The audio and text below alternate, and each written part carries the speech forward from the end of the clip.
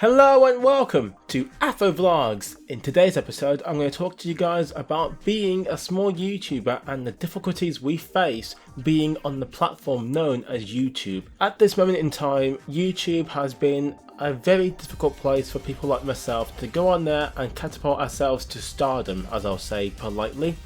There are so many challenges when being on YouTube. It's hard to imagine that many of us will survive to stay on long enough to get that fantastic status of being big enough to make this our job of choice. So I'm going to talk about some of the things that we face as small YouTubers in detail, and I also want to know from you guys, if you are small YouTubers, what kind of difficulties you face being on YouTube. So anyway guys, let's just get into the video and let's see what happens when I dissect each of the areas within YouTube that we face difficulties on. So the first point which I think everybody agrees on, which is the most difficult and most hardest thing to get over, is the subscriber count. Yes, every single one of us who start on YouTube always look at that small little number and hope to see it rise beneath the waves and into the stratosphere of subscribers.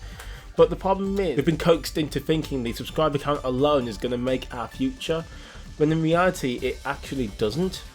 Now, I'll talk about that later on, but the subscriber count is like a catalyst for us to keep going. So whenever we put out content on YouTube, our reward, in my opinion, is going to be, oh, my reward for putting out this great video today is to gain at least 1 sub today, or to hopefully gain 12, right? And you know, we think that the higher that subscriber count, the more powerful our channel is, the more powerful our brand is. In some cases, yes. Obviously, you look to bigger YouTubers and you can see they've got pretty high subscriber counts, and when you see their view count, which I'll go into later on, their view count seems to match, equal, or even better their sub count, which is, you know, this is what we all want to do. We all want to equal or better our sub count. But how many times have you seen people with, say, hundreds of thousands of subscribers, or say a good number of subs, and then you see their view count and it's just nowhere near the amount of subscriber count that you see?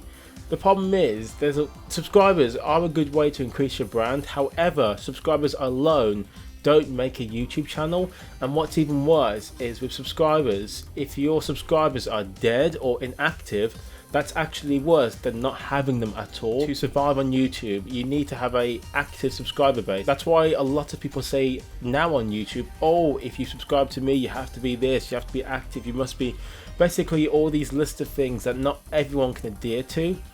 And the problem is with YouTube is there's free reign on YouTube. You can subscribe to whoever you want for any reason, and if you're not satisfied with that person anymore, you are free to leave. Now, as a small YouTuber, a lot of us want as many subs as possible, and we think that the more subs we get, the more chances that we put something out and people will watch it more and more and more. So let's say you've got 50 subscribers and you're hoping that 50 views will happen the day you upload the video.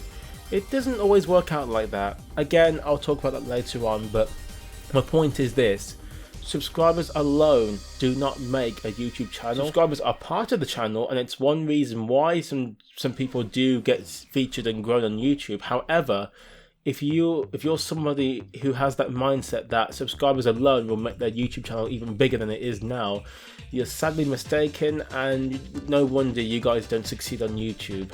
So let's get into our next point: YouTube's algorithm. Yes, the YouTube algorithm. This has been thrown around more and more and more, and as you get into YouTube, whether you're a small or big YouTuber, the algorithm can affect your channel significantly depending on what you're doing. So a good example is this: in the past, the algorithm used to be people who put out content all the time and as frequently as possible. This is why a lot of channels in the earlier days started to spam their content. They'd put out content every day, every few days, and they'd get lots of views and lots of subscribers for it, right? Well, these days the algorithm has changed. As of recording this video, the algorithm basically is this: it's basically engagements and watch time. So if you don't know what watch time is how many minutes your video accumulates over time, and the higher this figure, the more that people have watched it, obviously. And of course, engagement would be things like subscribing, liking, commenting, and sharing videos. Well, not so much subscribing, but definitely like, comment and sharing videos is what constitutes to engagement. And the more engagement you have on videos, the more that YouTube will see your video and go, oh, this video's got a good number of engagements here and it's got some decent watch time. People are watching it most of the way through or halfway through or all the way through, so let's promote it higher because more people will see it and will want to watch it. That's how the algorithm is working at this moment in time. The problem is that some people are still stuck in the old mindset of more content equals more algorithm. It doesn't work like that anymore. And this is the reason why a lot of gaming channels are struggling now, because the algorithm is just not favouring them anymore. They're still uploading all the time, or they're still uploading a decent amount per day or per week, and their videos are getting no views. And it's simply because the algorithm has changed, it's shifted now.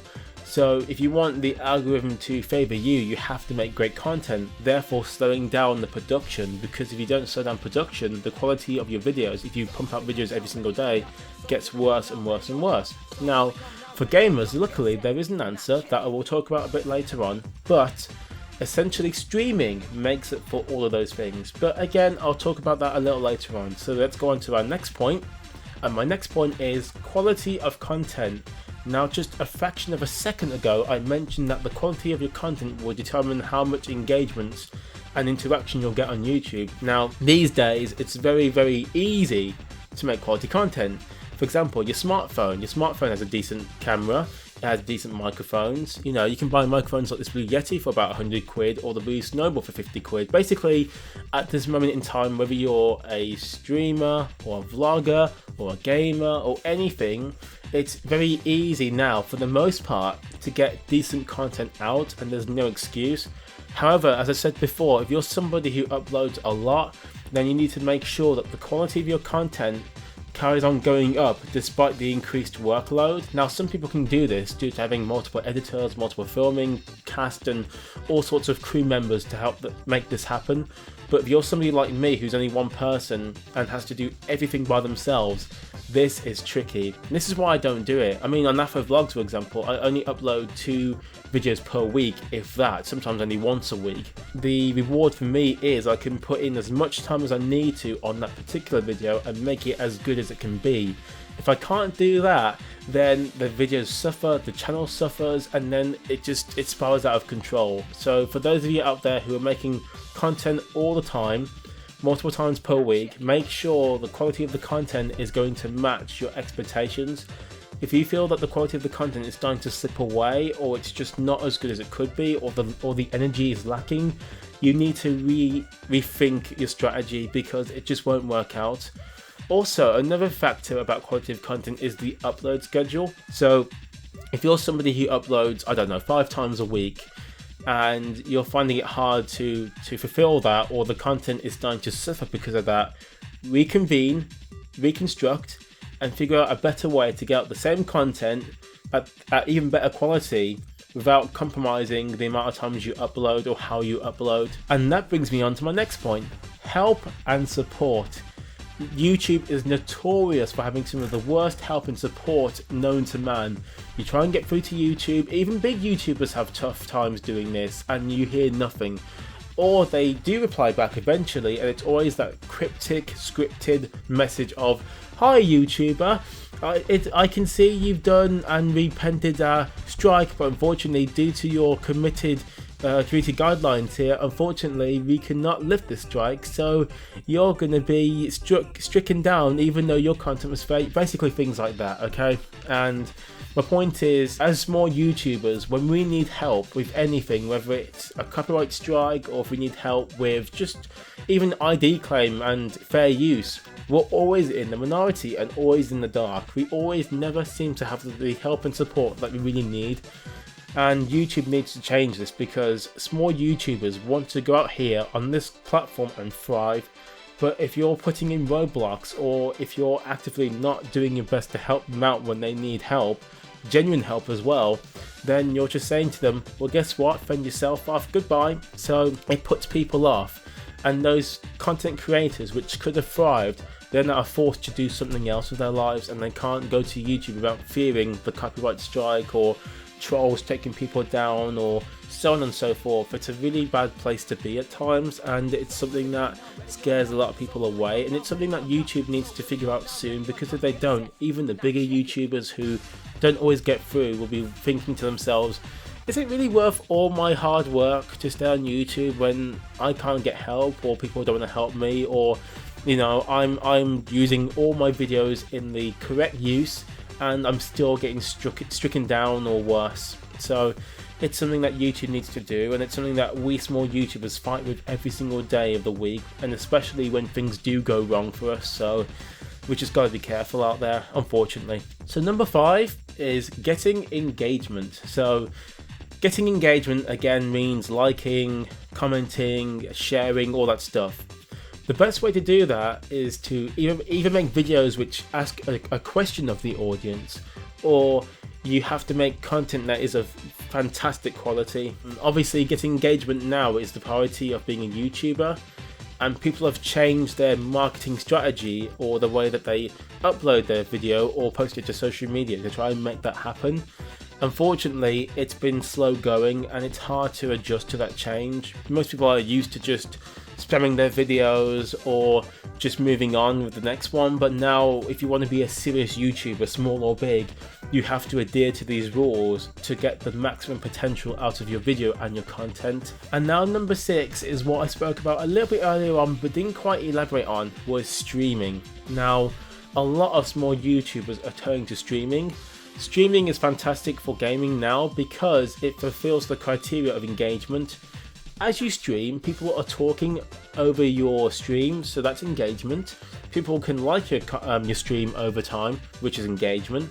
And people are also sharing it on, say, Twitter or Instagram or whatnot, which is also engagement.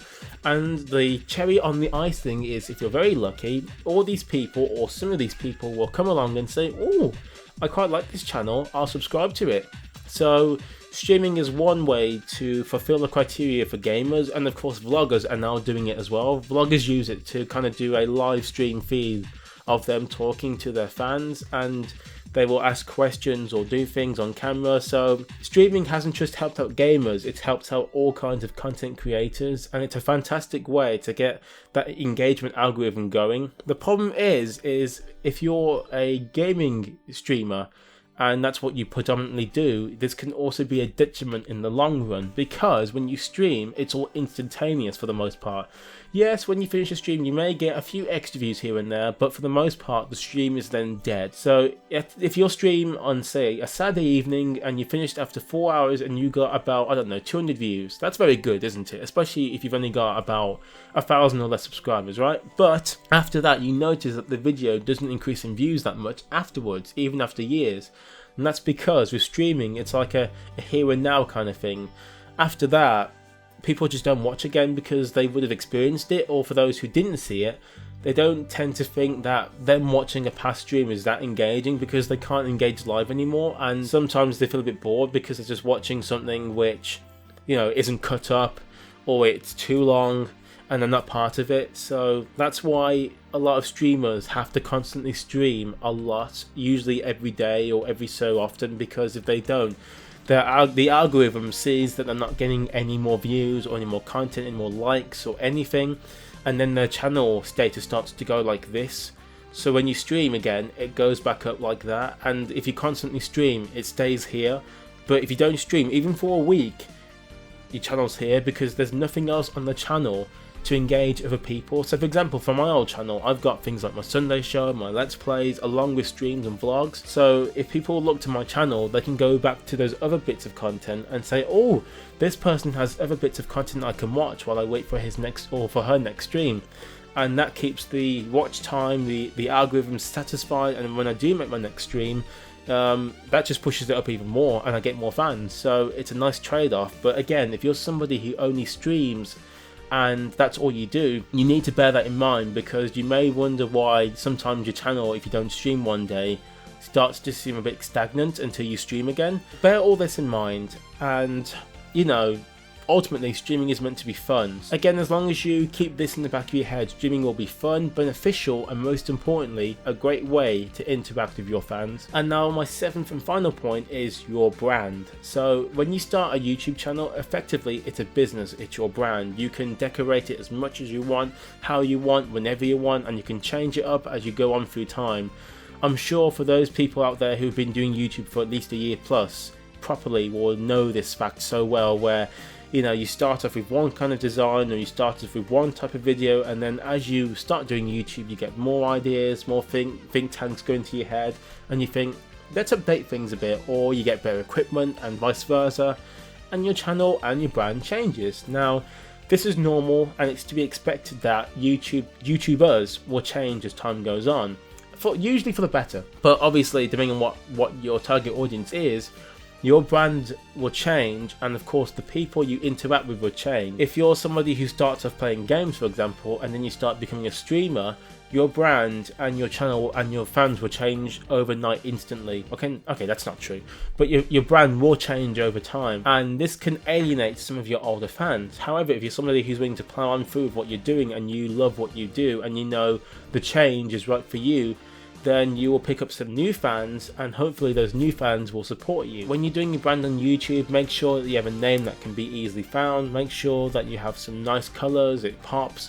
or at least make sure we can see your brand nicely, and most importantly make sure that your brand is going to appeal to your target audience. So if you're looking to, I don't know, appeal to kids, make sure that your brand appeals to children. Whereas someone like me who's a bit more mature, make sure that your brand appeals to say 18 to 24 or to older audiences.